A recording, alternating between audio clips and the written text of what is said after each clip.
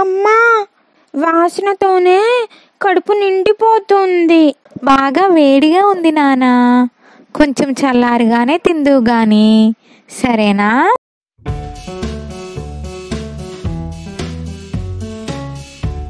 ఎప్పుడు నన్నే తింటారుగా, ఈరోజు చూడు ఏం చేస్తాను. చూద్దాం ఏం చేస్తావో. ఈరోజు నువ్వు నన్ను తినడానికి వీల్లేదు, నేను ఒప్పుకోను.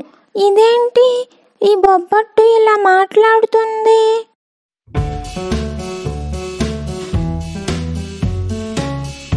నన్ను పట్టుకో చూద్దాం.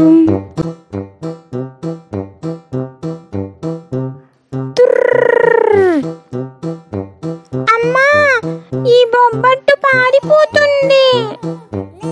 అవునా, అయితే పట్టేసుకోరా, మన పక్కింటి వాళ్ళు తినేస్తారు మరి.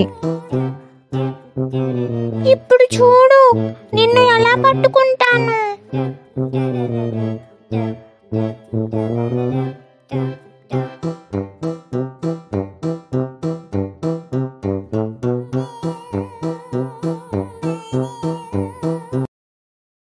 సరే సరే, దొరికిపోయాను. నాకు నువ్వు ఒక కథ చెప్తే నువ్వు నన్ను తినేసేయచ్చు. కథ? సరే చెప్తాను విను. ఒక అందమైన గ్రామంలో లల్లి, జిమ్మి అనే ఇద్దరు బెస్ట్ ఫ్రెండ్స్ ఉండేవాళ్ళు. Good morning Lalli. Good morning Jimmy. ఏంటి తెగ వెతుకుతున్నావు? తినడానికి గింజలు వెతుక్కుంటున్నా. లల్లి జాగ్రత్త, ఒక చిత్తుల మారినక్క తిరుగుతోందట.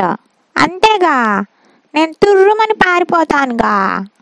ఒకరోజు ఏమైందంటే, లల్లి గింజలు తింటుండగా నక్క చెట్టు పొదలోంచి దాన్ని గమనిస్తూ ఉంది.